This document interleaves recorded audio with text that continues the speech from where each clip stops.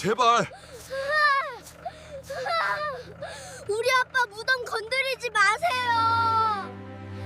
제발, 우리 아빠 무덤 건드리지 마세요. 노을 지는 묘지에서 울려 퍼진 아이들의 절규 소리에 대기업 회장 박진수의 발걸음이 멈췄다.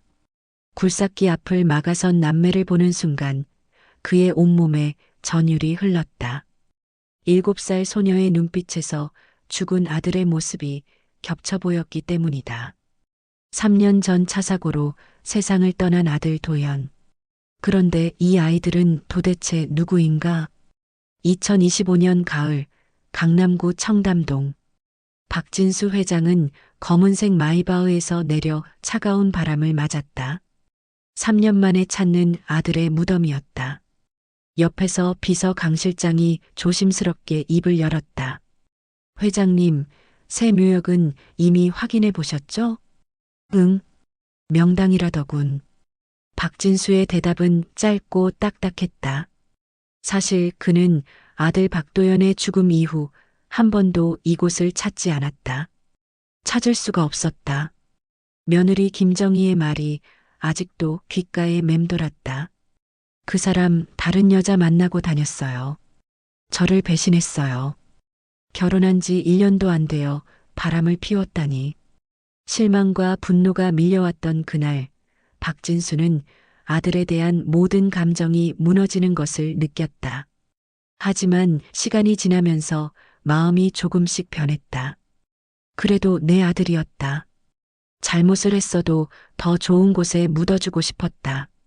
묘지 안쪽으로 걸어가던 박진수의 발걸음이 무거웠다. 곧 보이는 묘비. 박도연 1995-2021. 앞에는 국화 한 다발이 놓여 있었다. 누가 다녀간 걸까? 며느리일 리는 없었다. 김정희는 장례 후 어디론가 떠났다. 연락조차 닿지 않았다. 회장님, 굴삭기가 대기 중입니다. 강 실장의 말에 박진수는 고개를 끄덕였다. 작업자들이 다가와 굴삭기를 움직이기 시작했다. 바로 그때였다. 안 돼요. 어딘가에서 아이의 목소리가 들려왔다. 두 아이가 숨을 헐떡이며 달려오고 있었다. 7살쯤 되어 보이는 여자아이와 6살쯤 되어 보이는 남자아이. 낡은 옷을 입고 있었다. 아이들은 굴삭기 앞으로 뛰어들었다. 작업자가 놀라 기계를 멈췄다. 제발 우리 아빠 무덤 건드리지 마세요. 여자아이가 소리쳤다. 남자아이는 무덤을 두 팔로 껴안으며 울기 시작했다. 안 돼요. 안 돼. 박진수는 그 자리에 얼어붙었다. 아빠 무덤이라고? 이 아이들이 도연의 자식이란 말인가? 머릿속이 하얘졌다. 여자아이가 동생을 더 꽉 감싸며 소리쳤다. 오지 마세요. 우리 아빠 건드리지 마. 떨리는 목소리였지만 눈빛만큼은 단단했다. 박진수는 그 눈을 보는 순간 가슴이 철렁했다. 도연의 눈이었다. 어릴 적 도연이 딱 저런 눈빛을 하고 있었다. 무언가를 지키려 할 때 도연은 항상 저렇게 단단한 눈으로 그를 바라봤다. 박진수의 손이 떨렸다. 입술이 말라왔다. 너희들은 누구냐? 하지만 아이들은 대답하지 않았다. 그저 무덤을 더욱 꽉 껴안으며 울 뿐이었다. 남자아이가 고개를 들었다. 눈물 범벅인 얼굴이었다. 그 얼굴을 보는 순간 박진수는 숨이 막혔다. 도연의 어린 시절 얼굴이었다. 회장님, 어떻게 하시겠습니까? 강 실장이 조심스럽게 물었다. 박진수는 대답할 수 없었다. 가슴이 너무 아팠다. 아이들은 계속 울고 있었다. 작은 어깨가 들썩였다. 박진수는 그 모습을 멍하니 바라봤다. 김정희의 말이 떠올랐다. 다른 여자를 만났다고 했지. 그럼 이 아이들이 그때 생긴 아이들인가? 혼란스러웠다. 하지만 한 가지는 확실했다. 이 아이들의 눈빛은 도연의 눈빛이었다. 박진수는 천천히 입을 열었다. 오늘은 그만두자. 예, 회장님? 강 실장이 놀라서 물었다. 작업 중단이야. 다음에 다시 오지. 하지만 이미 준비가 중단이라고 했어. 박진수의 목소리는 단호했다. 강 실장은 더 이상 말하지 않고 작업자들에게 손짓을 했다. 굴삭기가 천천히 물러났다. 아이들은 그제야 울음을 멈췄다. 여자아이가 조심스럽게 고개를 들었다.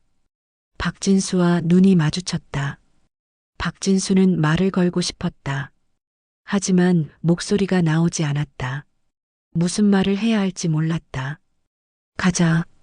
박진수는 강 실장에게 말했다. 돌아서려는데 발이 떨어지지 않았다. 한 번 더 아이들을 돌아봤다. 남자아이가 여전히 무덤을 껴안고 있었다. 여자아이는 동생의 등을 쓰다듬고 있었다. 두 아이 모두 낡은 옷을 입고 있었다. 신발도 다 해져 있었다. 박진수의 눈시울이 뜨거워졌다. 차로 돌아오는 길, 박진수는 한마디도 하지 않았다. 강 실장도 조용히 운전만 했다. 박진수는 창밖을 보며 생각에 잠겼다. 도대체 저 아이들은 누구일까? 정말 도연의 자식일까? 만약 그렇다면 지금은 어디서 사는 걸까? 왜 저렇게 낡은 옷을 입고 있는 걸까? 질문들이 꼬리를 물었다. 하지만 답은 없었다. 저녁이 되어 집에 도착했다. 박진수는 서재로 들어가 책상 앞에 앉았다. 하지만 아무것도 할 수 없었다. 계속 아이들의 얼굴이 떠올랐다. 우리 아빠 무덤. 아이의 목소리가 귓가에 맴돌았다. 박진수는 고개를 떨궜다. 가슴이 답답했다. 도연아, 내가 남긴 건 대체 뭐였니? 박진수의 눈에 눈물이 맺혔다. 3년 만에 처음 흘리는 눈물이었다. 다음 날 아침 일찍 박진수는 강 실장에게 전화를 걸었다. 어제 그 아이들 알아볼 수 있겠나? 예, 회장님. 이미 조사를 시작했습니다. 강 실장의 대답은 빨랐다. 역시 눈치가 빠른 사람이었다. 오늘 중으로 보고 올리겠습니다. 점심때쯤 강 실장이 서재로 찾아왔다. 손에 서류 봉투를 들고 있었다. 회장님, 조사 결과입니다. 박진수는 서류를 받아들었다. 손이 떨렸다. 첫 장을 넘겼다. 박서연 7세, 박민준 6세. 이름 밑에 사진이 붙어 있었다. 어제 본 그 아이들이었다. 박진수는 천천히 내용을 읽어내려갔다. 현재 성북구 소재 푸른나무 고아원에서 생활 중. 3년 전 입소. 보호자 없음. 고아원이라니. 박진수의 가슴이 철렁했다. 도연 씨와의 관계는? 강 실장이 말을 멈췄다. 박진수가 고개를 들었다.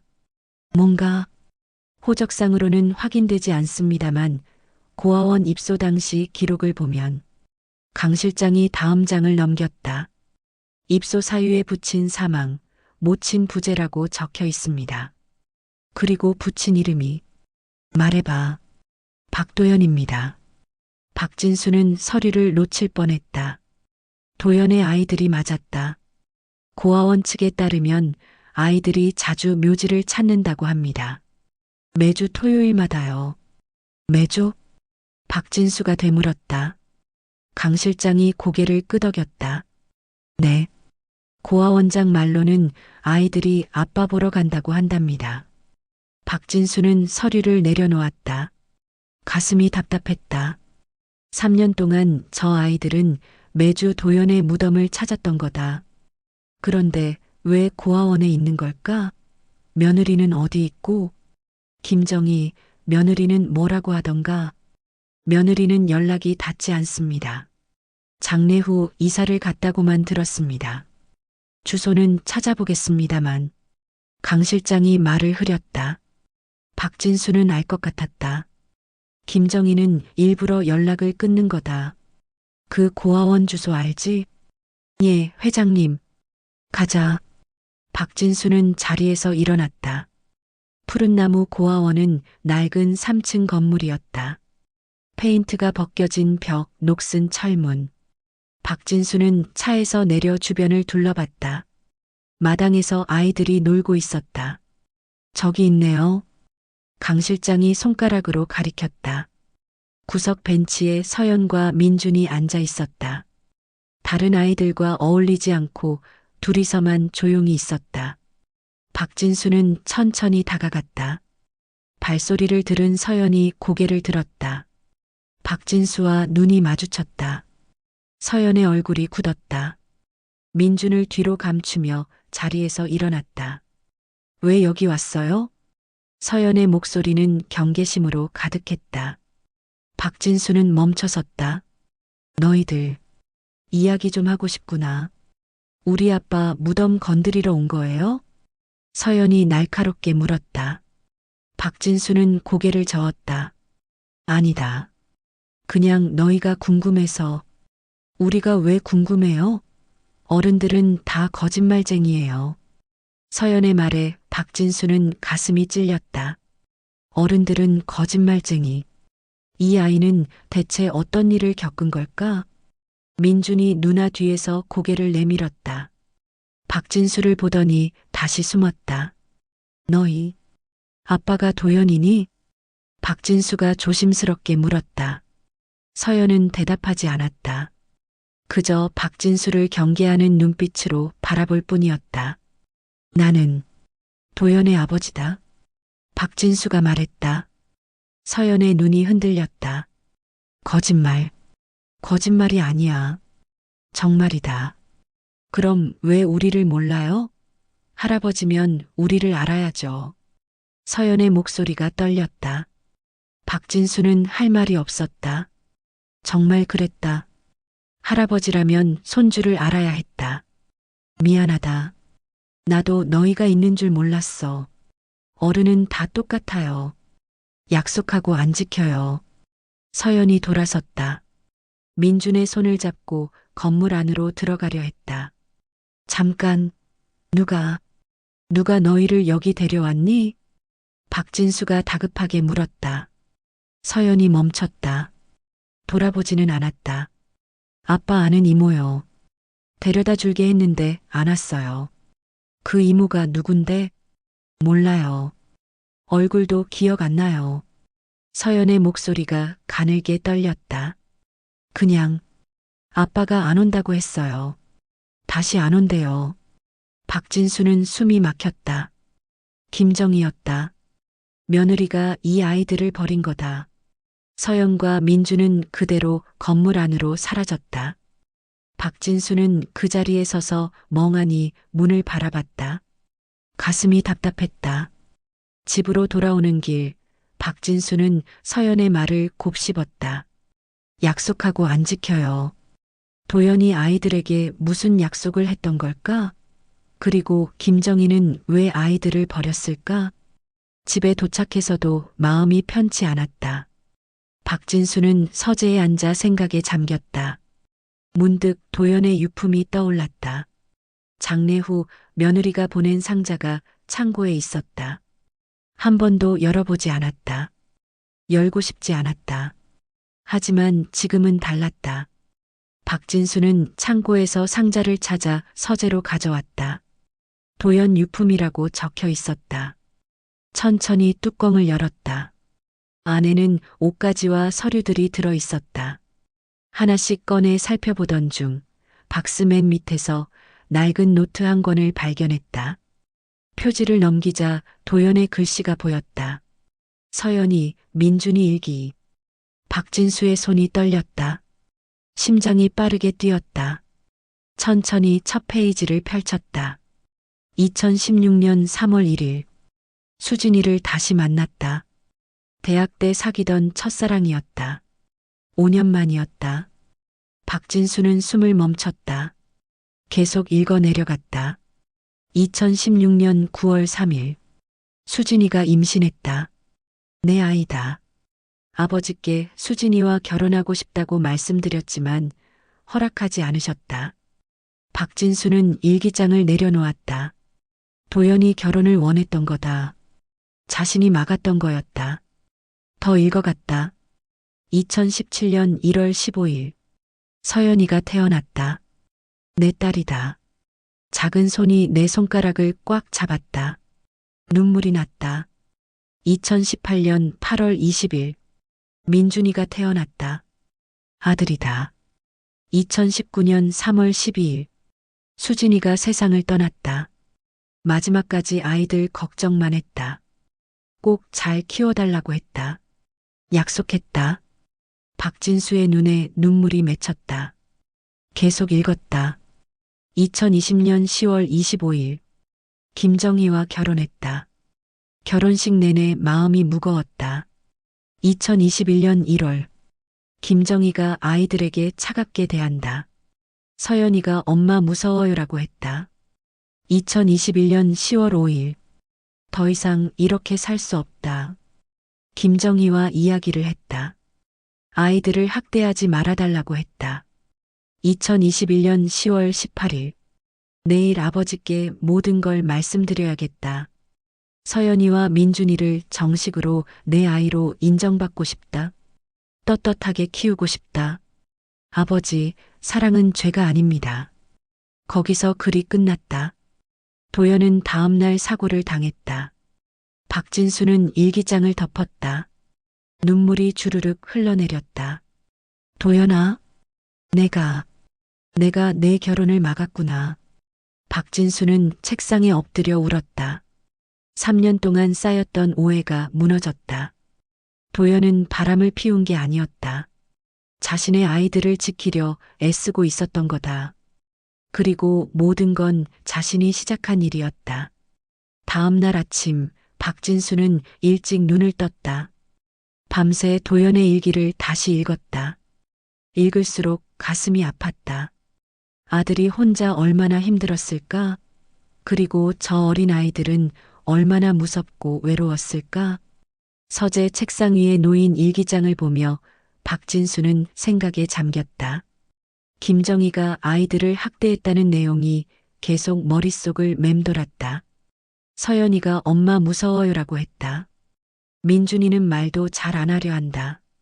분노가 치밀어 올랐다. 며느리가 내 손주들에게 그런 짓을 했다니. 하지만 분노보다 먼저 든 감정은 후회였다. 도연의 글이 자꾸만 떠올랐다. 아버지께서 김정희와 결혼하라고 하신다. 모든 게 자신에게서 시작된 일이었다. 도연이 수진과 결혼하고 싶다고 했을 때 자신이 허락했다면, 아니, 최소한 아들의 말을 들어주기라도 했다면 이런 비극은 없었을 거다. 박진수는 일기장을 천천히 넘겼다. 도연의 글씨를 따라가며 읽었다. 서연이가 태어난 날, 민준이가 처음 아빠라고 부른 날, 아이들과 공원에 간 날. 도연은 행복했던 거다. 힘들었지만 아이들과 함께한 시간만큼은 행복했다. 하지만 2019년 페이지를 넘기자 도연의 글은 달라졌다. 수진이가 세상을 떠났다는 문장으로 글씨가 흔들렸다. 문장도 짧아졌다. 아이들을 어떻게 해야 하나? 혼자서는 안 되는데. 아버지께 말씀드려야 하는데. 고민의 흔적이 역력했다. 박진수는 그 페이지들을 오래 바라봤다. 도연이 얼마나 외로웠을까? 누구에게도 말하지 못하고 혼자 짊어지고 있었던 거다. 아버지인 자신에게조차 말하지 못했다. 아니, 말할 수 없었던 거지. 자신이 그런 아버지였으니까. 일기의 후반부로 갈수록 내용은 어두워졌다. 김정희와의 갈등, 아이들이 겪는 어려움, 도연의 고민이 그대로 묻어났다. 특히 2021년 들어서는 거의 매일 일기를 썼다. 도연이 얼마나 힘들었는지 알 수 있었다. 마지막 페이지를 펼쳤다. 2021년 10월 18일. 더 이상 미룰 수 없다. 내일 아버지께 모든 걸 말씀드려야겠다. 서연이와 민준이를 정식으로 내 아이로 인정받고 싶다. 떳떳하게 키우고 싶다. 아버지, 사랑은 죄가 아닙니다. 이 아이들은 제 피를 나눈 자식입니다. 박진수는 그 문장을 오래 바라봤다.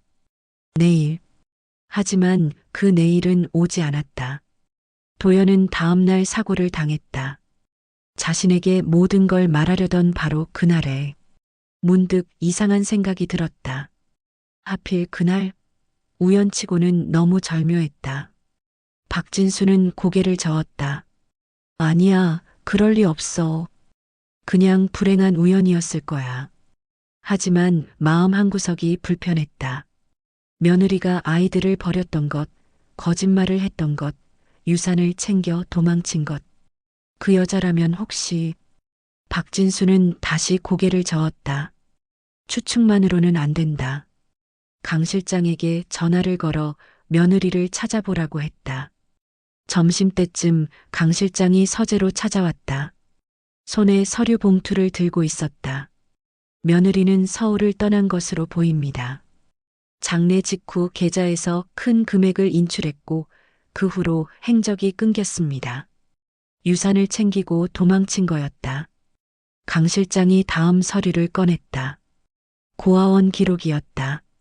아이들을 입소시킨 사람 이름이 김정희로 되어 있습니다. 직접 버린 거였어요. 박진수는 서류를 받아들었다. 손이 떨렸다. 입소 당시 기록을 읽어 내려가는데 가슴이 찢어지는 것 같았다. 보호자 없음, 부친 사망, 입소 사유 양육 불가. 차가운 문장들 뒤에 아이들의 눈물이 보였다. 고아원에서 연락이 왔습니다. 아이들이 오늘 아침부터 밥을 먹지 않는다고 합니다. 어제 회장님을 만나고 나서부터래요. 박진수의 가슴이 철렁했다. 자리에서 일어났다. 고아원에 도착했을 때는 오후 2시가 넘어서였다. 박진수는 서둘러 차에서 내렸다.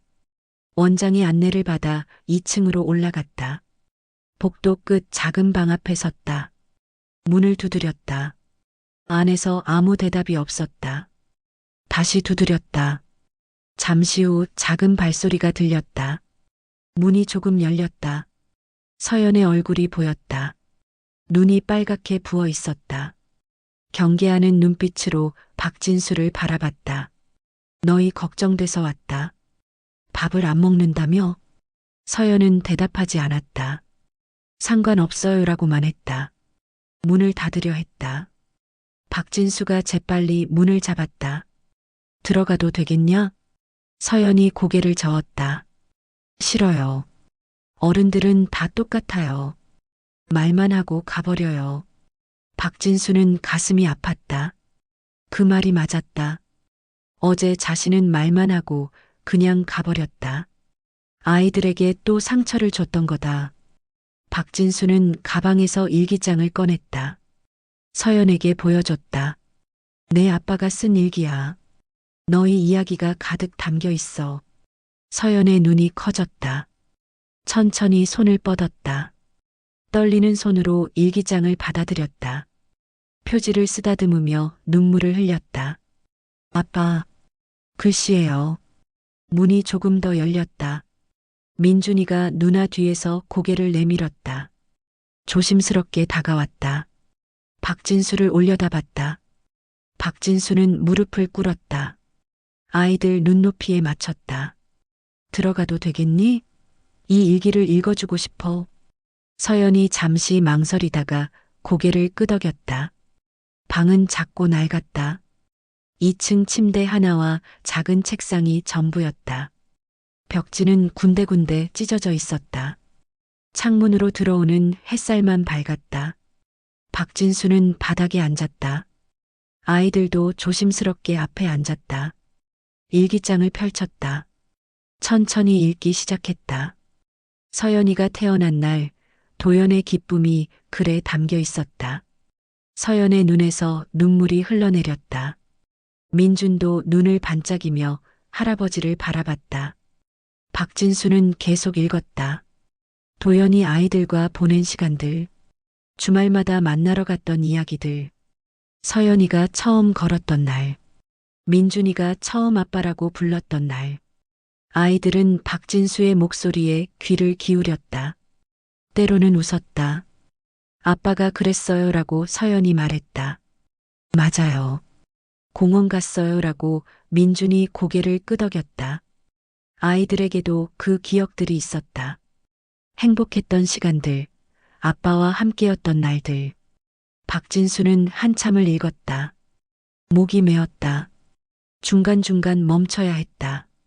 눈물을 닦고 다시 읽었다. 아이들도 울었다. 하지만 슬픈 눈물만은 아니었다. 그리운 눈물이었다. 아빠를 만나는 것 같은 눈물이었다. 마지막 페이지에 도착했다. 박진수는 목소리를 가다듬고 읽었다. 아버지, 사랑은 죄가 아닙니다. 이 아이들은 제 피를 나눈 자식입니다. 방안이 조용해졌다. 박진수는 일기장을 덮었다. 아이들을 바라봤다. 할아버지가 너희 아빠를 힘들게 했어. 할아버지 때문에 아빠가 너희와 떳떳하게 살 수 없었어. 서연이 고개를 저었다. 아니에요. 할아버지 잘못이 아니에요. 아빠는 자기들을 사랑했어요. 박진수의 목소리가 떨렸다. 그래. 아빠는 너희를 정말 많이 사랑했어. 할아버지도 너희를 지키고 싶어. 이제라도. 민준이 조심스럽게 다가왔다. 작은 손으로 할아버지 손을 만졌다. 울지 말아요. 박진수는 민준을 끌어안았다. 서연도 천천히 다가왔다. 세 사람은 한참 동안 그렇게 안고 있었다. 박진수는 아이들과 고아원 근처 식당으로 갔다. 작은 한식당이었다.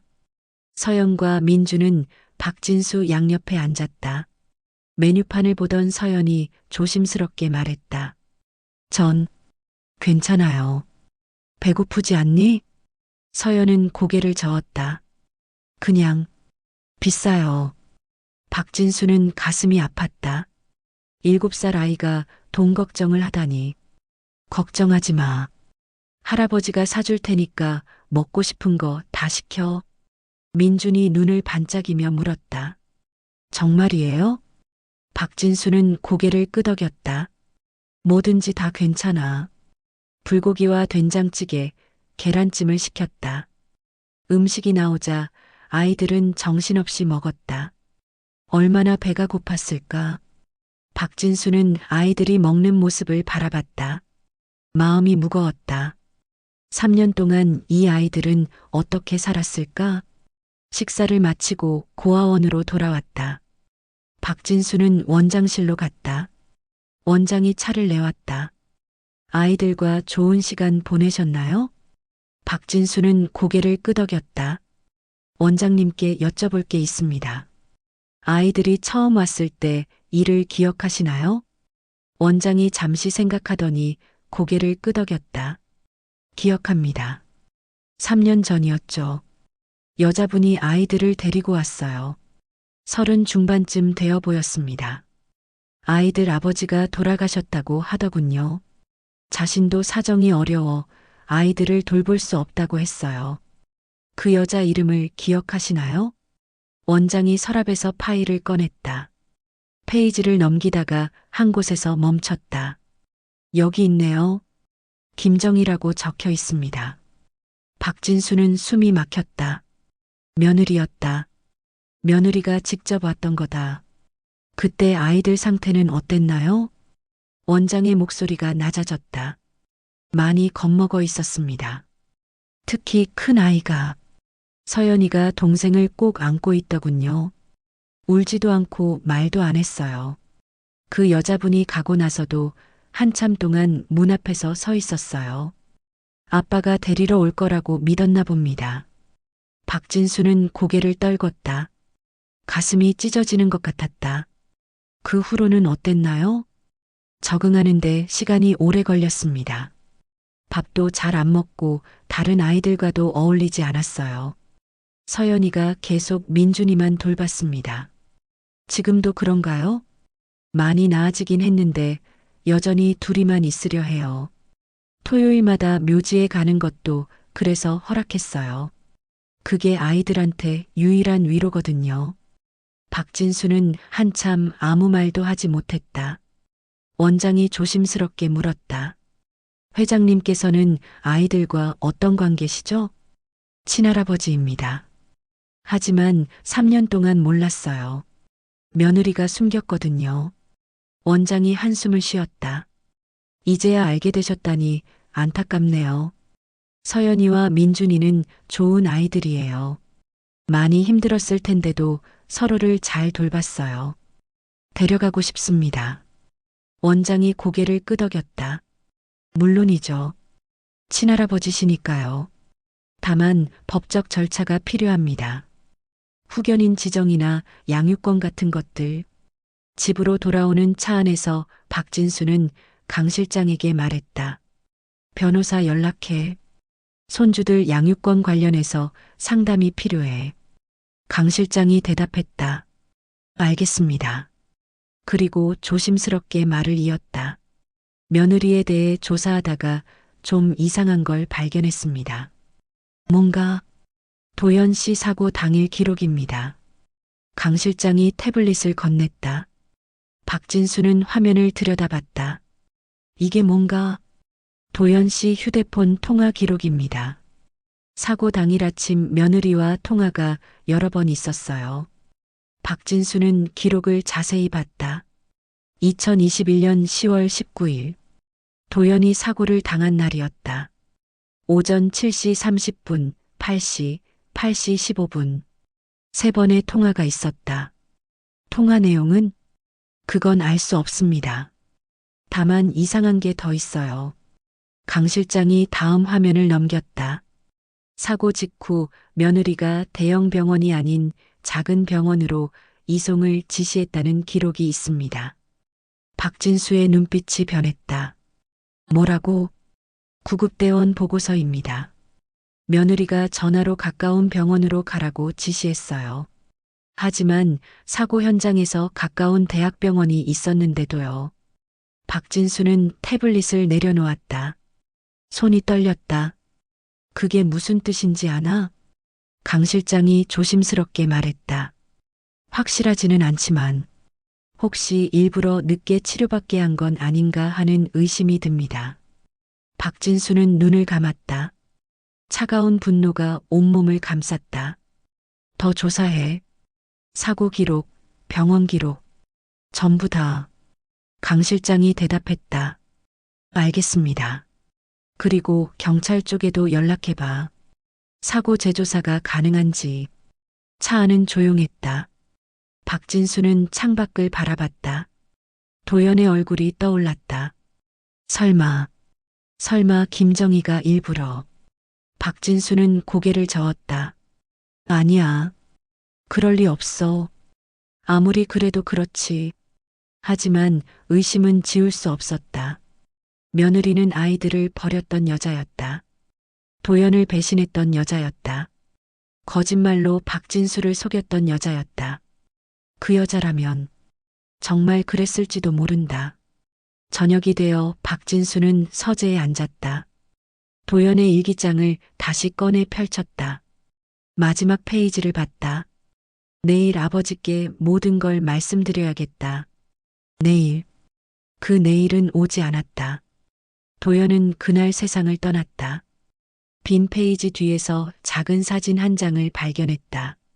도연과 아이들이 함께 웃고 있는 사진이었다. 공원 같은 곳에서 찍은 것 같았다. 뒷면에 글씨가 적혀 있었다. 2021년 10월 10일. 우리 가족 행복한 하루. 박진수는 사진을 가슴에 안았다. 눈물이 흘러내렸다. 도연아, 내가 지키려던 가족이구나. 이렇게 행복해했구나. 그런데 9일 후 도연은 세상을 떠났다. 우연일까? 박진수는 사진을 책상 위에 조심스럽게 놓았다. 마음이 무거웠다. 알고 싶지만 두려웠다. 만약 정말 그랬다면, 만약 며느리가 일부러 그랬다면, 박진수는 고개를 저었다. 아니야. 먼저 아이들부터 지켜야 해. 그게 먼저야. 전화기를 들었다. 강 실장에게 말했다. 내일 변호사 만나는 거 최대한 빨리 진행해. 손주들을 하루빨리 데려와야 한다. 강 실장이 알겠다고 대답했다. 전화를 끊고 박진수는 사진을 다시 봤다. 도연의 웃는 얼굴이 보였다. 기다려라, 도연아. 아버지가 내 아이들을 지킬게. 내 손주들을 반드시 지킬 거야. 그리고 진실도 밝혀낼 거야. 천천히 조심스럽게 서두르지 않고. 박진수는 사진을 일기장 안에 넣었다. 책상 서랍에 조심스럽게 넣었다. 창밖을 바라봤다. 어둠이 내리고 있었다. 하지만 박진수의 마음에는 작은 빛이 켜졌다. 손주들, 이제 혼자가 아니다. 할아버지가 있다. 여러분 안녕하세요. 지금까지 박진수 회장이 잃어버린 손주들을 찾게 된 이야기를 들어보셨는데요. 정말 가슴 아픈 사연이죠? 3년 동안 고아원에서 혼자 의지하며 살아온 서연이와 민준이의 모습이 얼마나 안쓰러우셨을까요? 그리고 도연이 남긴 일기장을 통해 드러난 진실. 과연 앞으로 어떤 일들이 벌어질까요? 그럼 여러분, 다음 이야기도 계속 들어봐 주세요. 다음 날 아침, 박진수는 일찍 일어나 변호사 사무실로 향했다. 김영수 변호사는 강 실장이 미리 연락해둔 사람이었다. 악수를 나누고 자리에 앉았다. 강 실장에게 대략적인 상황은 들었습니다. 손주분들의 양육권을 확보하고 싶으시다고요. 박진수는 고개를 끄덕였다. 변호사가 설명을 시작했다. 친할아버지인 것은 법적으로 문제가 없다고 했다. 다만 몇 가지 절차가 필요했다. 후견인 지정 신청, 가정법원 허가, 아이들 의견 청취. 시간이 얼마나 걸릴까요? 빠르면 한 달, 늦어도 2달 안에는 가능합니다. 박진수는 한숨을 쉬었다. 2달. 그 시간 동안 아이들은 고아원에 있어야 했다. 변호사가 조심스럽게 물었다. 혹시 며느리분과 연락이 닿나요? 행방을 모르고 있습니다. 변호사의 표정이 굳었다. 그게 문제가 될 수 있습니다. 법적으로는 며느리분도 아이들의 법정 대리인이거든요. 박진수는 이를 악물었다. 그 여자가 아이들을 버렸습니다. 고아원에 버리고 도망갔어요. 증거가 있나요? 고아원 기록이 있습니다. 그 여자 이름으로 아이들을 맡겼어요. 변호사가 메모를 했다. 그 기록이 있다면 도움이 되겠습니다. 아동 유기죄로 고소도 가능하고요. 박진수는 단호하게 말했다. 그렇게 하겠습니다. 그 여자를 찾아내서 법적 책임을 묻겠어요. 상담은 1시간 정도 걸렸다. 박진수는 필요한 서류들을 변호사에게 맡겼다. 최대한 빨리 진행해 달라고 부탁했다. 사무실을 나서며 박진수는 생각에 잠겼다. 2달. 길지 않은 시간이지만 아이들에게는 영원처럼 느껴질 거다. 그동안 할 수 있는 게 뭘까? 자주 찾아가야 했다. 아이들이 외롭지 않게 해야 했다. 강 실장이 조심스럽게 말했다. 회장님, 도연 씨 사고 건은 어떻게 하시겠습니까? 박진수는 걸음을 멈췄다. 사고 건. 어제 본 그 이상한 기록들이 떠올랐다. 사고 당일 아침에 여러 통화, 작은 병원으로의 이송 지시. 우연치고는 너무 많은 의문점들이었다. 하지만 확실한 건 아무것도 없었다. 추측일 뿐이었다. 일단 보류하자. 지금은 아이들이 먼저야. 아이들을 안전하게 데려온 다음에 생각하자. 강 실장이 고개를 끄덕였다. 알겠습니다. 하지만 박진수의 마음속에서는 의심이 자라고 있었다. 김정희가 정말 그랬을까? 일부러 도연을 위험에 빠뜨렸을까? 증거가 없어. 확실한 게 있어야 해. 섣불리 움직이면 안 돼. 고아원으로 향했다. 아이들 얼굴을 보고 싶었다. 고아원에 도착한 건 점심시간 무렵이었다. 아이들이 식당에서 밥을 먹고 있었다. 박진수는 멀리서 지켜봤다. 서연과 민준이 한쪽 구석 테이블에 앉아 있었다. 다른 아이들과는 떨어져 있었다. 둘이서만 조용히 밥을 먹고 있었다. 서연이 동생 그릇에 반찬을 덜어주고 있었다. 민주는 누나가 준 반찬을 먹었다. 박진수의 가슴이 아팠다. 7살, 6살 아이들이 저렇게 조용할 수는 없었다. 원래 그 나이 아이들은 뛰어놀고 웃어야 했다. 하지만 저 아이들은 너무 일찍 어른이 되어버렸다. 서로를 지키느라 어린 시절을 잃어버렸다. 식사가 끝나고 아이들이 마당으로 나왔다. 박진수도 천천히 따라갔다. 서연과 민주는 구석 벤치에 앉았다. 다른 아이들이 공놀이를 하고 있었지만 두 아이는 그냥 앉아만 있었다. 박진수가 다가갔다. 서연이 먼저 알아봤다. 고개를 들었다. 할아버지. 민준도 일어나서 박진수를 바라봤다. 어제보다 눈빛이 조금 밝았다. 함께 벤치에 앉았다. 벤치는 좁았지만 세 사람이 나란히 앉을 수 있었다. 박진수는 두 아이의 머리를 쓰다듬었다. 밥 잘 먹었니? 서연이 고개를 끄덕였다. 네, 다 먹었어요. 박진수는 아이들에게 말했다. 오늘 변호사를 만나고 왔어. 너희를 할아버지 집으로 데려가기 위해서야. 서연의 눈이 커졌다. 정말이에요? 박진수는 고개를 끄덕였다. 정말이야. 다만 시간이 좀 걸려. 법적인 절차가 필요해서 한두 달 정도 기다려야 해. 서연의 표정이 어두워졌다. 오래 걸려요. 박진수는 서연의 손을 잡았다. 미안해. 할아버지도 빨리 데려가고 싶어? 민준이 조심스럽게 물었다. 할아버지, 정말 데려가는 거예요? 거짓말 아니에요? 박진수의 가슴이 찔렸다.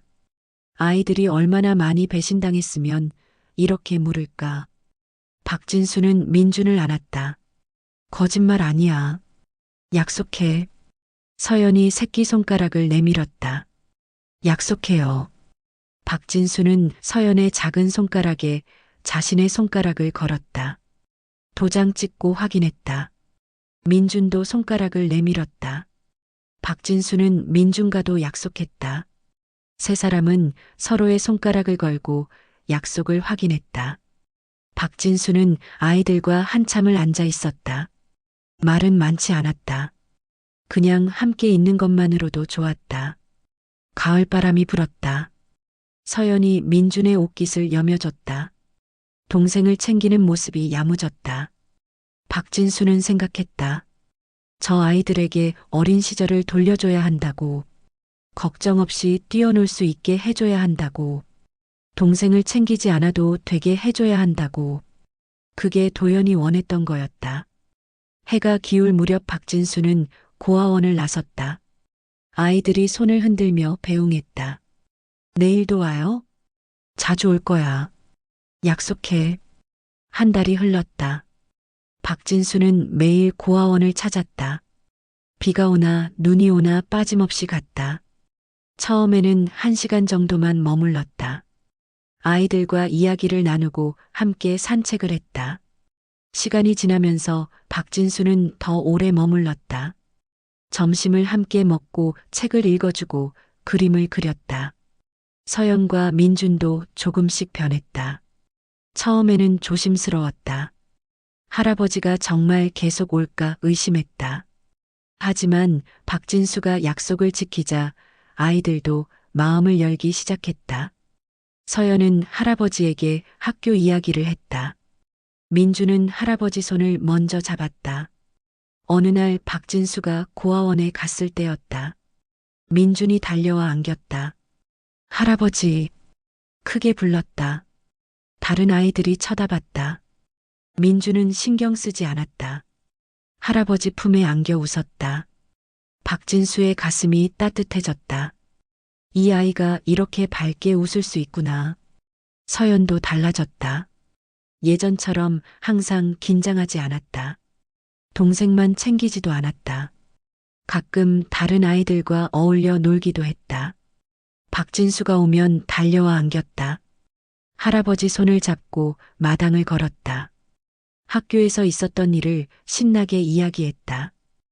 원장도 변화를 알아챘다. 어느 날 박진수를 불러 말했다. 아이들이 많이 밝아졌습니다. 특히 서연이가 달라졌어요. 예전엔 항상 불안해했는데 이제는 편안해 보입니다. 회장님 덕분이에요. 박진수는 고개를 저었다. 당연한 일을 했을 뿐입니다. 한편 법적 절차는 순조롭게 진행됐다. 변호사가 주기적으로 연락을 했다. 서류가 접수됐다고, 법원 심리 날짜가 잡혔다고 알려왔다. 박진수는 조급한 마음을 누르며 기다렸다. 아이들도 기다리고 있었다. 언제 할아버지 집에 가요? 자주 물었다. 그러던 어느 날이었다. 박진수가 서재에 앉아 있을 때 강 실장이 급히 들어왔다. 표정이 어두웠다. 무슨 일인가? 강 실장이 서류를 내밀었다. 며느리 쪽에서 연락이 왔습니다. 박진수는 서류를 받아들었다. 손이 떨렸다. 내용을 읽기 시작했다. 김정희가 변호사를 통해 보낸 문서였다. 아이들의 양육권을 주장하는 내용이었다. 그리고 유산에 대한 권리도 주장하고 있었다. 박진수는 이를 악물었다. 지금 와서 3년 동안 아이들을 버려두고 이제 와서 권리를 주장한다고? 분노가 치밀어 올랐다. 서류를 책상에 던졌다. 강 실장이 조심스럽게 말했다. 며느리가 아이들을 데려가겠다고 합니다. 박진수는 자리에서 일어났다. 절대 안 돼. 그 여자에게 아이들을 넘길 수 없어. 강 실장이 고개를 끄덕였다. 변호사에게 연락하겠습니다. 박진수는 창밖을 바라봤다. 주먹을 쥐었다. 왜 지금인가? 박진수는 생각했다. 김정희는 3년 동안 아이들을 내버려뒀다. 단 한 번도 찾아오지 않았다. 연락조차 하지 않았다. 그런데 지금 갑자기 나타난 이유가 뭘까? 박진수는 알 것 같았다. 유산 때문이었다. 박진수가 아이들을 정식 손주로 인정하면 유산 분배가 달라진다. 김정희가 받을 몫이 줄어든다. 그게 싫었던 거다. 아이들이 아니라 돈이 문제였다. 박진수는 한숨을 쉬었다. 끝까지 돈이구나. 변호사에게 연락했다. 급히 만나자고 했다. 오후에 변호사 사무실로 갔다. 변호사가 김정희 측 주장을 설명했다. 법적으로는 김정희도 아이들의 보호자라고 했다. 생모는 아니지만 법적 배우자였으니까. 하지만 박진수에게도 방법이 있었다. 김정희의 아동 유기 사실을 증명하면 됩니다. 고아원 기록이 있다고 하셨죠? 박진수는 고개를 끄덕였다. 김정희가 직접 아이들을 버렸다는 증거가 있습니다. 그리고 3년 동안 방임했다는 사실도 중요하고요. 그 모든 증거를 법정에 제출하겠습니다. 김정희가 아이들을 어떻게 대했는지 밝히겠어요. 변호사가 알겠다고 했다. 최선을 다하겠다고 약속했다. 사무실을 나오며 박진수는 생각했다. 김정희와의 싸움이 시작됐다. 하지만 물러설 수 없었다. 아이들을 지켜야 했다. 도연히 지키려던 아이들을 김정희에게 넘길 수는 없었다. 며칠 후 법원 심리가 열렸다. 박진수는 변호사와 함께 법정에 들어갔다. 반대편에 김정희의 변호사가 앉아 있었다. 하지만 김정희 본인은 없었다. 변호사만 보냈다. 재판이 시작됐다. 김정희 측 변호사가 먼저 말했다. 김정희는 법적 보호자라고 주장했다. 아이들을 돌볼 권리가 있다고 했다. 그리고 3년 전 불가피한 사정으로 아이들을 맡겼을 뿐이라고 변명했다. 박진수 측 변호사가 반박했다. 고아원 기록을 제출했다. 김정희가 아이들을 입소시킨 날짜, 그때의 상황이 적혀 있었다. 보호자 없음으로 기재했다는 사실도 밝혔다. 그리고 3년 동안 단 한 번도 아이들을 찾지 않았다는 기록도 제출했다. 판사가 서류를 검토했다. 표정이 굳어졌다. 김정희 측 변호사에게 물었다. 왜 3년 동안 아이들을 방임했습니까? 변호사가 답변했다. 경제적 어려움이 있었습니다. 하지만 이제는 상황이 나아졌습니다. 박진수 측 변호사가 다시 말했다. 김정희가 도연의 유산을 받았습니다. 경제적 어려움은 거짓입니다. 그리고 도연의 일기장 일부를 제출했다. 김정희가 아이들을 학대했다는 내용이 적힌 부분이었다. 법정이 조용해졌다. 판사가 일기장을 읽었다. 오래 읽었다. 그리고 고개를 들어 양측을 바라봤다. 오늘은 여기까지 하겠습니다. 다음 심리 날짜를 잡고 아이들의 의견도 청취하겠습니다. 재판이 끝났다. 박진수는 법정을 나서며 한숨을 쉬었다. 변호사가 말했다. 잘 진행되고 있습니다. 판사가 일기장에 관심을 보였어요. 희망이 있어요. 하지만 박진수의 마음은 무거웠다. 아이들이 법정에 나와야 했다. 판사 앞에서 누구와 살고 싶은지 말해야 했다. 어린 아이들에게 너무 가혹한 일이었다. 고아원으로 향했다. 아이들에게 말해야 했다. 다음 주에 법원에 가야 한다고. 판사님이 너희 이야기를 듣고 싶어 한다고. 고아원에 도착했다. 서영과 민준이 마당에서 놀고 있었다. 박진수를 보고 달려왔다. 할아버지, 반갑게 불렀다. 박진수는 아이들을 안았다. 한참을 그렇게 안고 있었다. 조용한 곳으로 갔다. 벤치에 함께 앉았다. 박진수는 아이들에게 천천히 설명했다. 다음 주에 법원에 가야 해. 판사님이 너희와 이야기하고 싶어 하셔. 서연이 물었다. 무슨 이야기를 해요? 누구와 살고 싶은지 물어보실 거야.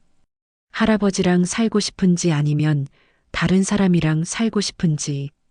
서연의 눈이 커졌다. 민준이 불안한 표정으로 물었다. 할아버지랑 못 사는 거예요? 박진수는 고개를 저었다. 아니야.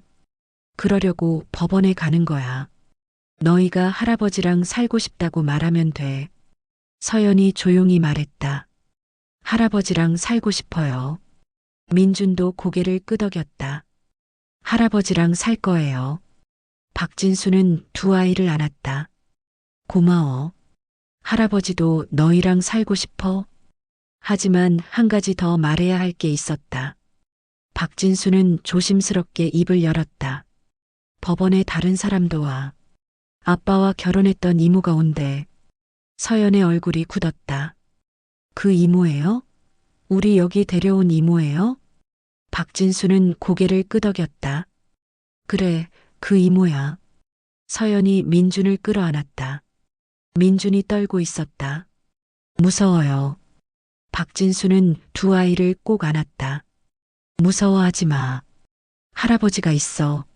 아무도 너희를 데려가지 못해. 약속해. 서연과 민준은 할아버지 품에 안겨 울었다. 박진수도 울었다. 이 아이들이 겪어야 할 일들이 너무 가혹했다. 하지만 이겨내야 했다. 함께 이겨내야 했다. 박진수는 다짐했다. 반드시 아이들을 지키겠다고. 해가 질 무렵 박진수는 고아원을 나섰다. 뒤돌아봤다. 서연과 민준이 창문에서 손을 흔들고 있었다. 박진수도 손을 흔들었다. 그리고 차에 올라탔다. 강 실장이 말했다. 다음 주 재판 잘 될 거예요. 박진수는 고개를 끄덕였다. 그래야 해. 반드시 이겨야 해. 피는 물보다 진해. 돈보다 강해. 차는 저녁 어스름 속을 달렸다. 박진수는 창밖을 바라봤다. 별이 뜨기 시작했다. 도연도 저 하늘에서 보고 있을까? 아버지를 믿고 있을까? 박진수는 조용히 중얼거렸다. 기다려라, 도연아. 아버지가 내 아이들을 지킬 테니. 재판날이 다가왔다. 박진수는 밤잠을 설쳤다. 내일이면 아이들이 법정에 서야 했다. 판사 앞에서 자신의 의견을 말해야 했다. 7살, 6살 아이들에게 너무 가혹한 일이었다. 새벽이 되어서야 잠깐 눈을 붙였다. 꿈을 꿨다. 도연이 나타났다. 젊은 시절의 도연이었다. 회장에게 말했다. 아버지, 괜찮을 거예요. 박진수는 꿈속에서 아들을 안으려 했다. 하지만 도연은 사라졌다. 박진수는 그 자리에서 깼다. 아침이 밝았다. 박진수는 일찍 일어나 정장을 입었다. 거울을 봤다. 늙은 얼굴이 보였다. 주름이 깊었다. 머리는 하얗게 샜다. 언제 이렇게 늙었나 싶었다. 도연을 잃고 3년 손주들을 찾고 한 달. 그 시간이 박진수를 늙게 만들었다. 강 실장이 차를 준비했다. 먼저 고아원으로 갔다. 아이들을 데리러 가는 길이었다. 고아원에 도착하니 원장이 아이들과 함께 기다리고 있었다. 서연과 민주는 깨끗한 옷을 입고 있었다. 원장이 준비해준 옷이었다. 박진수는 아이들 앞에 무릎을 꿇었다. 눈높이를 맞췄다. 준비됐니? 서연이 고개를 끄덕였다. 네, 준비됐어요. 하지만 손이 떨리고 있었다. 박진수는 서연의 손을 잡았다. 따뜻하게 감쌌다. 민주는 불안한 표정이었다. 박진수의 옷깃을 꼭 쥐고 있었다. 무서워요. 박진수는 민준을 안아들었다. 무서워하지 마. 할아버지가 옆에 있어. 차에 올랐다. 아이들은 박진수 양옆에 앉았다. 서연은 창밖을 바라봤다. 민주는 할아버지 손을 꼭 잡고 있었다. 박진수는 두 아이의 작은 손을 느꼈다. 이 손을 놓치면 안 됐다. 반드시 지켜야 했다. 법원에 도착했다. 큰 건물이었다. 아이들은 긴장한 표정으로 건물을 올려다봤다. 박진수는 아이들 손을 잡고 안으로 들어갔다. 복도는 조용했다. 사람들이 오가고 있었다. 변호사가 기다리고 있었다. 법정 앞에서 잠시 기다렸다. 박진수는 아이들에게 다시 한번 말했다. 판사님이 물어보시면 솔직하게 대답하면 돼. 누구와 살고 싶은지, 왜 그런지 말하면 돼. 서연이 고개를 끄덕였다. 민준도 알겠다고 했다. 문이 열렸다. 법정 안으로 들어갔다. 법정 안으로 들어가자 판사가 앞에 앉아 있었다. 양쪽의 변호사들이 자리했다. 그리고 한쪽에 김정희의 변호사가 앉아 있었다. 김정희 본인은 이번에도 오지 않았다. 박진수는 안도했다. 다행이다. 아이들이 김정희를 보지 않아도 됐다. 그 여자 얼굴을 보면 아이들이 얼마나 무서워할까. 박진수는 아이들을 의자에 앉혔다. 옆에 함께 앉았다. 재판이 시작됐다. 판사가 서연을 불렀다. 서연이 일어났다. 떨리는 발걸음으로 판사 앞으로 갔다. 판사가 부드럽게 물었다. 이름이 뭐니? 박서연이에요. 지금 어디서 사니? 고아원이요. 얼마나 살았니? 3년이요. 목소리가 작았다. 판사가 다시 물었다. 누가 너를 고아원에 데려갔니? 서연이 잠시 말이 없었다. 그리고 작은 목소리로 대답했다. 아빠 아는 이모요. 그 이모 이름을 아니? 서연이 고개를 저었다. 몰라요. 판사가 다른 질문을 했다. 고아원에서 행복했니? 아니요. 외로웠어요. 아빠가 보고 싶었어요. 서연의 목소리가 떨렸다. 눈물이 고였다. 판사가 조용히 물었다. 지금은 누구와 살고 싶니? 서연이 박진수를 돌아봤다. 그리고 대답했다. 할아버지요. 할아버지랑 살고 싶어요. 왜 그러니? 할아버지가 우리를 사랑해요. 매일 찾아와요. 우리랑 같이 있어요. 판사가 고개를 끄덕였다. 서연을 돌려보냈다. 다음은 민준이었다.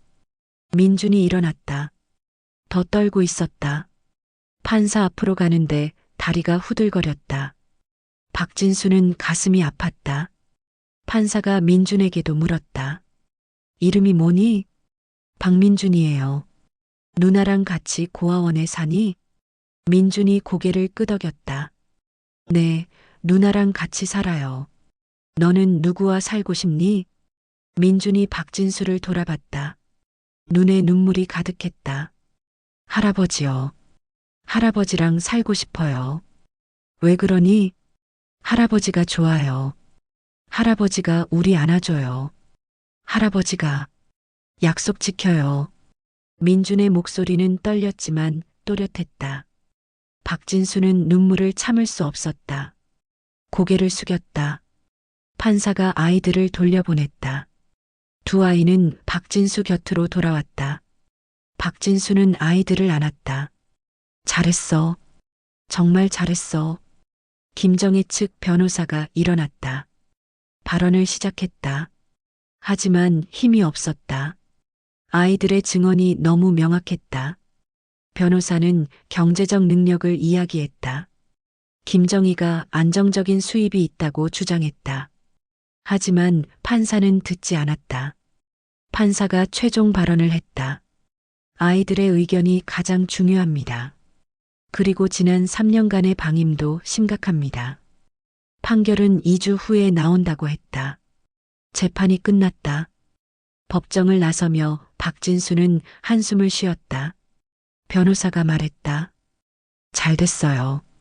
판사가 아이들 편이었어요. 승소 가능성이 높아요. 박진수는 고개를 끄덕였다. 그러길 바라지. 아이들을 고아원으로 데려다 줬다. 서연과 민주는 지쳐 있었다. 긴장했던 시간이었다. 박진수는 아이들을 안아줬다. 오늘 정말 잘했어. 용감했어. 집으로 돌아오는 길, 박진수는 생각에 잠겼다. 아이들의 목소리가 귓가에 맴돌았다. 할아버지가 약속 지켜요. 민준의 그 말이 가슴을 찔렀다. 얼마나 많이 배신당했으면 약속을 지킨다는 게 그렇게 중요할까? 저녁이 되어 박진수는 묘지로 향했다. 도연의 무덤을 찾아가고 싶었다. 오랜만이었다. 묘지는 조용했다. 노을이 지고 있었다. 붉은 하늘이 무덤을 비췄다. 박진수는 도연의 묘비 앞에 섰다. 무릎을 꿇었다. 묘비를 쓰다듬었다. 박도연. 차가운 돌이었다. 박진수는 한참을 그렇게 앉아 있었다. 미안하다. 중얼거렸다. 도연아, 아버지가 미안해. 내가 내 사랑한 사람을 막았어. 내가 지키려던 아이들을 외면했어. 너를 힘들게 만들었어. 박진수의 목소리가 떨렸다. 눈물이 흘러내렸다. 가문을 지키려다 가족을 잃었구나. 체면을 차리려다 사랑을 버렸구나. 아버지가 잘못했어. 내가 옳았어. 사랑은 죄가 아니었어. 박진수는 묘비에 이마를 대고 울었다. 한참을 울고 나서 고개를 들었다. 하늘을 봤다. 별이 하나둘 뜨기 시작했다. 도연도 저기 있을까? 아버지를 보고 있을까? 박진수는 조용히 말했다. 도연아, 내 아이들 잘 지킬게. 아버지가 끝까지 책임질게. 묘비 앞에 국화 한 송이를 놓았다. 일어서서 마지막으로 묘비를 쓰다듬었다. 그리고 돌아섰다. 차로 걸어가는데 뒤돌아봤다. 노을빛이 무덤을 감싸고 있었다. 평화로워 보였다. 박진수는 생각했다. 이제 조금씩 빚을 갚는 거라고. 도연에게, 아이들에게 진 빚을 갚는 거라고. 남은 생은 그 아이들을 위해 살겠다고 다짐했다. 그게 아버지가 할 수 있는 유일한 속죄였다. 차에 올랐다. 강 실장이 물었다. 어디로 가시겠어요? 박진수는 대답했다. 집으로 가자. 아이들 방 준비를 확인하고 싶어. 2주 후면 판결이 나온다. 그때까지 모든 걸 준비해야 했다. 차는 어둠 속을 달렸다. 박진수는 창밖을 바라봤다. 도시의 불빛이 반짝였다. 어딘가에서 김정희도 저 불빛을 보고 있을까? 무슨 생각을 하고 있을까? 박진수는 고개를 저었다. 중요하지 않았다. 이제 중요한 건 아이들 뿐이었다. 집에 도착했다. 2층으로 올라갔다. 도연의 방 옆에 준비한 2개의 방을 봤다. 서연이 방과 민준이 방. 세상 침대가 놓여 있었다. 책상과 옷장도 준비됐다. 장난감도 가득했다. 박진수는 방 안을 둘러봤다. 따뜻한 방이었다. 아이들이 여기서 행복하게 자랄 수 있을까? 박진수는 그러길 바랐다. 이 방에서 아이들이 웃고 뛰어놀기를 바랐다. 창문을 열었다. 밤바람이 들어왔다. 시원했다. 박진수는 하늘을 올려다봤다. 별이 총총했다. 도연아, 보고 있니? 아버지가 약속 지킬게. 내가 못다한 사랑을 아버지가 이어갈게. 2주가 지났다. 판결날이었다. 박진수는 새벽부터 잠을 설쳤다. 오늘 모든 게 결정됐다. 아이들을 데려올 수 있을지 아니면 다시 빼앗길지. 박진수는 침대에서 일어나 창밖을 바라봤다. 동이 트고 있었다. 정장을 입었다. 넥타이를 매는데 손이 떨렸다. 몇 번이나 다시 매야 했다. 거울을 봤다. 긴장한 얼굴이었다. 심호흡을 했다. 괜찮을 거야. 반드시 이길 거야. 스스로에게 말했다. 강 실장이 차를 준비했다. 먼저 고아원으로 갔다. 아이들을 데리러 가는 길이었다. 고아원에 도착하니 서연과 민준이 이미 준비하고 있었다. 깨끗한 옷을 입고 얌전히 앉아 있었다. 박진수를 보자 2아이가 일어났다. 달려와 안겼다. 할아버지. 박진수는 아이들을 꼭 안았다. 오늘 잘 될 거야. 걱정하지 마. 차에 올랐다. 법원으로 가는 동안 아무도 말하지 않았다. 서연은 창밖을 보고 있었다. 민주는 할아버지 손을 꼭 잡고 있었다. 박진수는 2아이의 손을 느꼈다. 따뜻했다. 살아있는 온기였다. 법원에 도착했다. 변호사가 입구에서 기다리고 있었다. 좋은 소식이 있어요. 김정희가 법정에 나오지 않기로 했대요. 변호사만 참석한대요. 박진수는 안도했다. 아이들이 그 여자를 보지 않아도 됐다. 법정으로 들어갔다. 자리에 앉았다. 잠시 후 판사가 들어왔다. 모두 일어났다가 다시 앉았다. 판사가 서류를 펼쳤다. 법정이 조용해졌다. 박진수의 심장이 빠르게 뛰었다. 판사가 입을 열었다. 이 사건을 신중히 검토했습니다. 양측의 주장을 모두 들었고 아이들의 의견도 청취했습니다. 이제 판결을 내리겠습니다. 판사가 계속 말했다. 법적으로는 김정희도 보호자의 지위가 있습니다. 하지만 지난 3년간의 방임은 심각합니다. 아동복지법상 유기에 해당한다고 판단합니다. 그리고 아이들의 의사도 명확합니다. 판사가 판결문을 읽었다. 박서연, 박민준에 대한 친권자를 박진수로 지정합니다. 김정희의 양육권은 박탈합니다. 박진수는 숨이 멎는 것 같았다. 이겼다. 아이들을 지켰다. 법정이 순간 소란해졌다. 변호사가 박진수에게 축하한다고 말했다. 박진수는 고개를 끄덕였다. 감사하다고 답했다. 그리고 아이들을 돌아봤다. 서연과 민준이 박진수를 바라보고 있었다. 박진수가 말했다. 이제 할아버지 집에 갈 수 있어. 우리 집으로 가자. 서연의 눈에 눈물이 고였다. 정말이에요? 박진수는 고개를 끄덕였다. 정말이야. 이제 가족이야. 민준이 할아버지에게 안겼다. 울었다.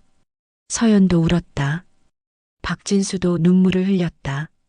세 사람은 법정 안에서 한참을 안고 있었다. 주변 사람들이 박수를 쳤다. 따뜻한 박수 소리가 법정을 채웠다. 법원을 나섰다. 햇살이 따뜻했다. 가을 하늘이 높고 푸르렀다. 박진수는 아이들 손을 잡았다. 이제 고아원으로 가서 짐을 싸야 했다. 그리고 집으로 가는 거다. 고아원에 도착했다. 원장이 기다리고 있었다. 소식을 들었다고 했다. 축하한다고 말했다. 아이들이 좋은 집으로 가게 돼서 기뻐요. 박진수는 고개를 숙여 인사했다. 그동안 아이들을 돌봐줘서 감사했습니다. 아이들 방으로 갔다. 짐이 많지 않았다. 옷 몇 벌과 책 몇 권, 서연의 일기장도 있었다. 서연이 소중히 간직하고 있던 거다. 박진수는 가방에 짐을 넣었다. 생각보다 금방 끝났다. 다른 아이들이 작별 인사를 하러 왔다. 서연과 민준을 안아줬다. 잘 지내. 건강해. 서연도 민준도 친구들에게 인사했다. 고마웠어. 건강하게 지내. 아이들의 눈에 눈물이 맺혔다. 3년을 함께 보낸 친구들이었다. 원장이 서연에게 작은 상자를 건넸다. 너희가 그린 그림들이야. 기념으로 가져가. 서연이 상자를 받아들었다. 고마워요. 원장이 서연의 머리를 쓰다듬었다. 행복하게 살아. 고아원을 나섰다. 박진수는 뒤돌아봤다. 3년 동안 아이들이 살던 곳이었다. 외롭고 힘든 시간이었을 거다. 하지만 이제는 다르다. 박진수는 아이들 손을 잡고 차로 걸어갔다. 차에 올랐다. 집으로 가는 길이었다. 아이들은 긴장한 표정이었다. 처음 가는 곳이었다. 할아버지 집이 어떨까 궁금했을 거다. 박진수는 아이들에게 말했다. 너희 방이 준비돼 있어. 예쁜 방이야. 30분쯤 달려 집에 도착했다. 큰 집이었다. 아이들이 눈을 크게 떴다. 박진수는 아이들을 데리고 안으로 들어갔다. 넓은 거실, 긴 복도. 아이들은 두리번거리며 집안을 구경했다. 2층으로 올라갔다. 복도를 걸어 방 2개 앞에 섰다. 박진수가 말했다. 이게 서연이 방, 저게 민준이 방이야. 문을 열었다. 방 안에는 새 침대와 책상이 있었다. 장난감도 가득했다. 서연이 방 안으로 들어갔다. 천천히 둘러봤다. 침대에 앉아봤다. 부드러웠다. 책상을 만져봤다. 깨끗했다. 그리고 창문으로 갔다. 밖을 내다봤다. 정원이 보였다. 나무가 있고 꽃이 피어 있었다. 민준도 자기 방으로 갔다. 장난감을 만져봤다. 자동차가 있었다. 로봇도 있었다.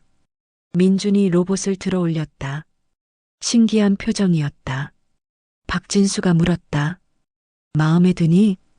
민준이 고개를 끄덕였다. 네, 좋아요. 박진수는 아이들에게 말했다. 이제 여기가 너희 집이야. 언제든 뛰어놀아도 돼. 큰 소리로 웃어도 돼. 걱정하지 마. 저녁 시간이 됐다. 식당으로 내려갔다. 식탁에는 음식이 차려져 있었다. 박진수가 준비하라고 한 거였다. 아이들이 좋아할 만한 음식들이었다. 불고기, 계란말이, 감자탕. 자리에 앉았다.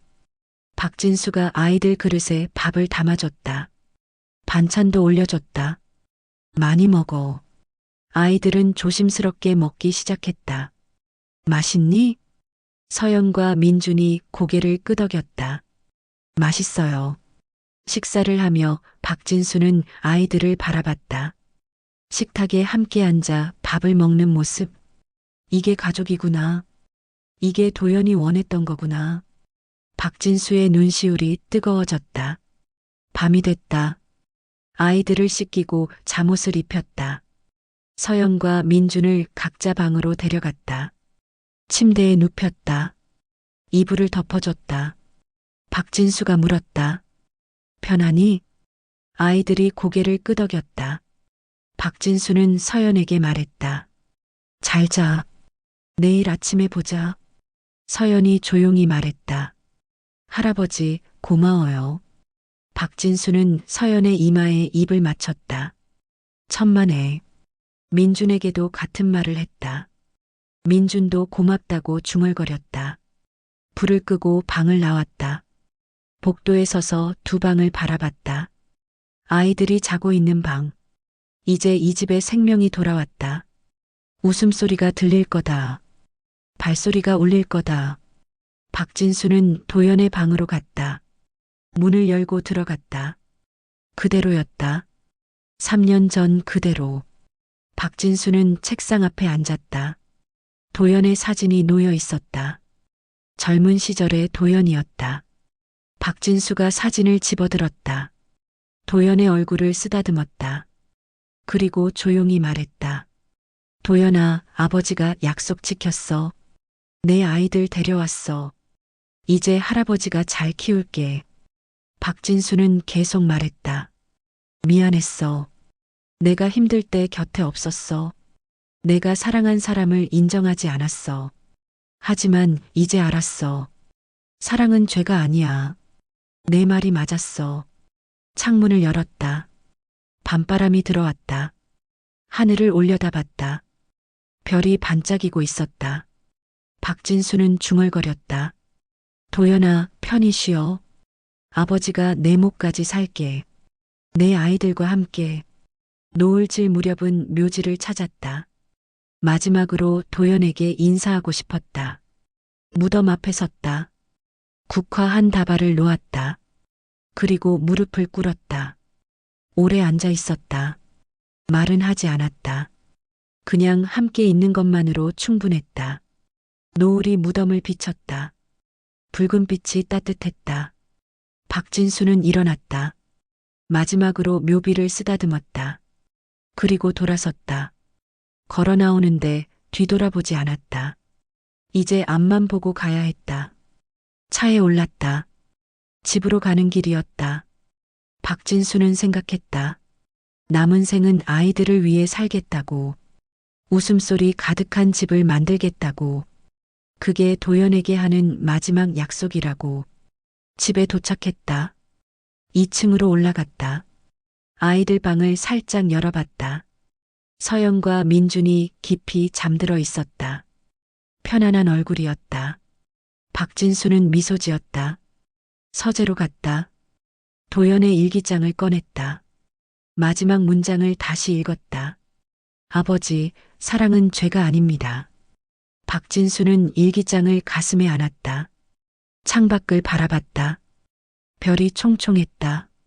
박진수는 조용히 말했다. 사랑은 죄가 아니었다. 남은 생은 그 사랑으로 살겠다. 노을빛이 서재를 물들였다.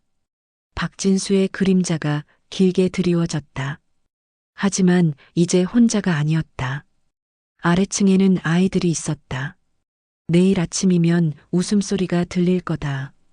박진수는 일기장을 서랍에 넣었다. 그리고 불을 껐다. 복도를 걸어 자기 방으로 갔다. 오랜만에 편안한 마음이었다. 침대에 누웠다. 눈을 감았다. 도연의 얼굴이 떠올랐다. 웃고 있었다. 박진수도 미소 지었다. 잘 자라, 도연아. 이제 모든 게 괜찮을 거야. 몇 달 후 박진수의 집은 아이들 웃음소리로 가득했다. 서연은 학교에서 친구들을 사귀었다. 민주는 할아버지와 정원에서 뛰어놀았다. 두 아이는 진짜 어린이가 되었다. 어느 날 저녁 식탁에 앉은 박진수는 아이들을 바라봤다.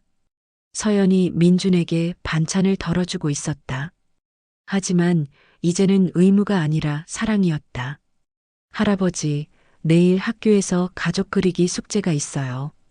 서연이 말했다. 그럼 우리 셋이서 그리면 되겠네. 네. 할아버지도 그려 넣을 거예요. 민준이 방긋 웃었다. 나도. 박진수의 눈에 눈물이 맺혔다.